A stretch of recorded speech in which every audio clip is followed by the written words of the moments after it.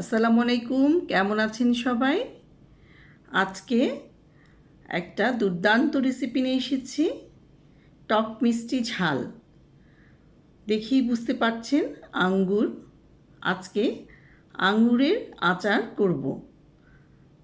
আঙ্গুরের আচার খুবই লোভনীয় একটা রেসিপি। দেখতেই থাকুন সম্পূর্ণ ভিডিওটি না টেনে আমি কিভাবে আচারটি তৈরি করি।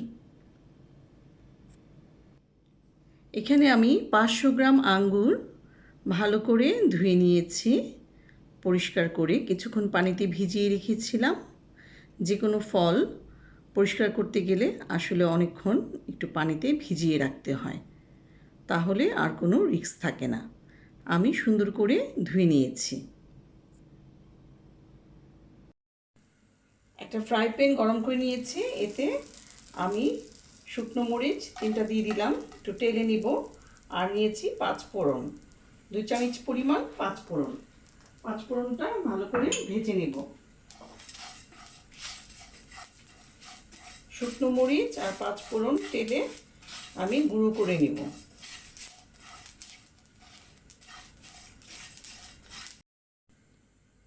একটা ফ্রাই প্যান বসিয়ে দিয়েছি, তাতে আমি হাফ কাপ সরিষার তেল দিয়ে দিচ্ছি।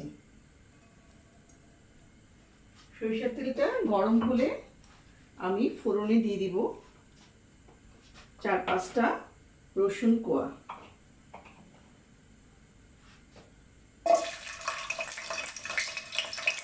রসুন চাইলে একটু বেশিও দিতে পারে। আমি যেহেতু হাফ কেজি আঙুর নিয়েছি সেহেতু 5-6টাই দিলাম। রসুনটা ভালো করে ভেজে নেব।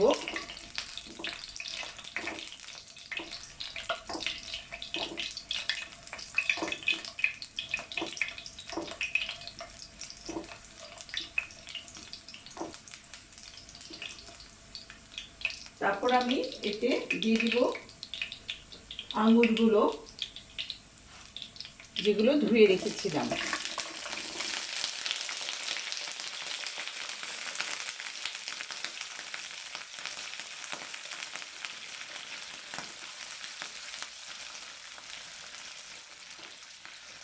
দিয়ে নেড়ে দিতে হবে।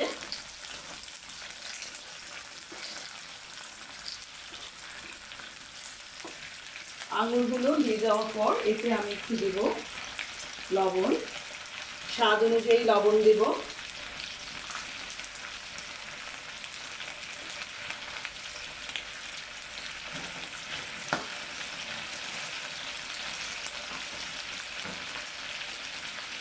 আমি এতে দিয়ে দিব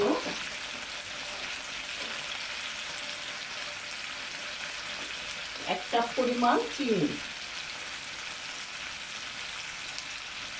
আমরা একটু মিষ্টি বেশি খাই, সেজন্য 1 কাপ পরিমাণ চিনি দিলাম। যারা মিষ্টি কম খান তারা চিনির পরিমাণটা কমিয়ে দিবেন।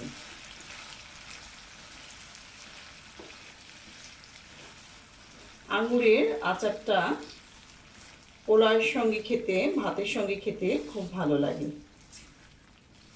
একটা হেলদি আচার, টক ঝাল মিষ্টি, একটা অন্যরকম স্বাদ। আমি চিনিটা একটু গলার জন্য আগুনটা কমিয়ে দিয়েছি, না হলে আঙ্গুরগুলো লাল হয়ে যাবে। এটা আস্তে আস্তে করতে হবে। আমি এই পর্যায়ে একটু ঢাকনা দিয়ে ঢেকে দেব। ঢাকনা দিয়ে কিছুক্ষণের জন্য ঢেকে দিলাম। এটা অল্প আঁচে রান্না করতে হবে, না হলে চিনিটা পুড়ে যাবে। আঙ্গুর থেকে পানি বের হলে তারপর এটা অন্য মশলাগুলো আমি যোগ করব। 10 মিনিট সিদ্ধ করে নিলাম। এখন আমি অন্য মশলাগুলো যোগ করে দেব।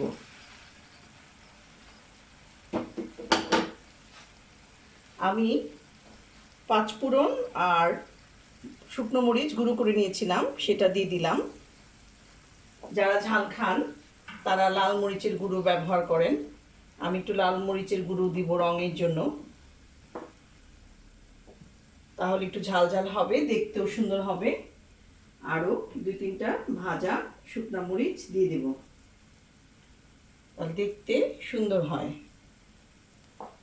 এটা পানিগুলো যখন শুকিয়ে আসবে, তেলের উপর ভাসবে, তখন নামিয়ে নিব।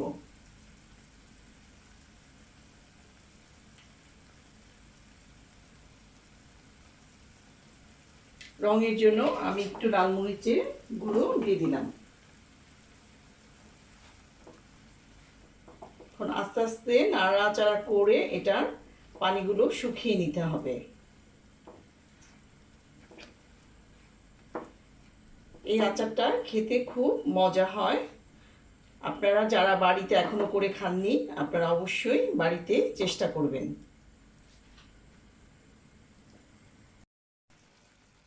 হয়ে গেছে আঙুরের আচার। উপর থেকে আমি কয়েকটা কিশমিশ দিয়ে দিলাম, ছড়িয়ে দিলাম। এই যে সবগুলো পানি শুকিয়ে গেছে, সুন্দর ঝোলটা ঘন হয়ে এসেছে। কি করে বুঝবেন যে হয়ে গেছে? আঙুরগুলো খুব সুন্দর সিদ্ধ হয়ে গেছে, রসুনগুলো সিদ্ধ হয়ে গেছে, আর ঝোলটা আপনারা হাতে নিয়ে দেখবেন যে এরকম তারে ভাসে কিনা। তার মনে হলে এটা হয়ে যায়।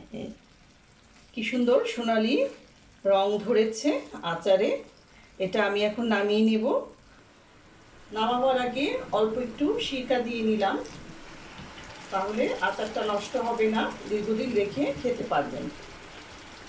এখন আমি এটা ঠান্ডা হওয়ার জন্য কিছুক্ষণ রেখে দেব, তারপর বয়মে ভরবো। আমি চুলার ফ্লেম বন্ধ করে দিলাম। আচারটি একটি বয়মে ভরে নিচ্ছি।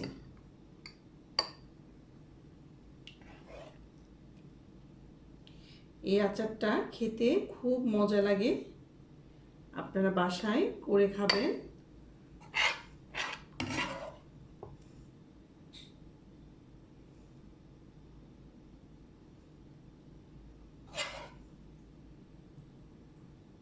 দেখতে যেমন লোভনীয়, এই আচারটা খেতেও খুবই মজা। ঠান্ডা করার পর বয়মে ঢুকিয়ে নিয়েছি আঙ্গুরের আচারটি। আঙ্গুরের আচারটি মাশাআল্লাহ অনেক লোভনীয় লাগছে দেখতে। আপনারাও বাসায় অবশ্যই করে খাবেন। ভিডিওটি ভালো লেগে থাকলে অবশ্যই লাইক ও কমেন্ট করে পাশে থাকবেন। ভালো থাকবেন সবাই, সুস্থ থাকবেন, নিরাপদে থাকবেন। আল্লাহ হাফেজ।